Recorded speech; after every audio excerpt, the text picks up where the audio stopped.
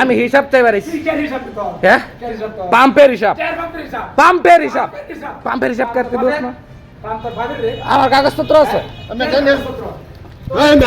বেশি করুন হাজ ময়মনসিংহের ত্রিশালে যৌথ মালিকানাধীন একটি ফিলিং স্টেশনের ব্যবসায়িক হিসাব ও পাওনা টাকা নিয়ে বিরোধের জেরে এক ব্যবসায়ীর উপর রামদা ও লোহার রড দিয়ে নৃশংস হামলার অভিযোগ উঠেছে ফিলিং স্টেশন ব্যবসায়ী সোহেল রানার বিরুদ্ধে।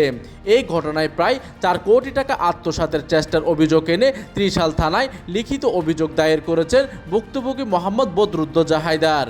অভিযোগ সূত্রে জানা যায় মোহাম্মদ বদরুদ্দোজা হায়দারের সঙ্গে অভিযুক্ত মোহাম্মদ সোহেল রানার প্রায় 15 বছরের ব্যবসায়িক সম্পর্ক রয়েছে।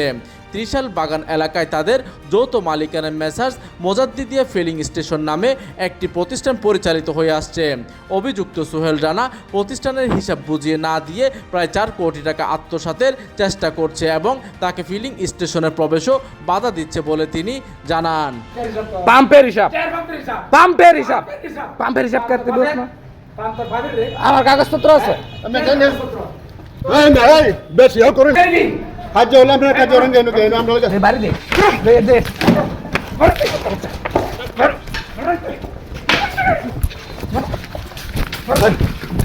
এইদিকে হামলার সময় সোহেল রানা তাকে ও তার পরিবারকে প্রাণনাশের হুমকি দেন। ঘটনার পর স্থানীয়দের সহযোগিতায় তিনি প্রথমে ত্রিশাল উপজেলা স্বাস্থ্য কমপ্লেক্সে ও পরে উন্নত চিকিৎসার জন্য ময়মনসিংহ মেডিকেল কলেজ হাসপাতালে চিকিৎসা নিচ্ছেন। এই সময় তিনি আরও বলেন, অভিযুক্তরা প্রভাবশালী হওয়ায় তিনি ও তার পরিবার বর্তমানে নিরাপত্তাহীনতায় ভুগছেন।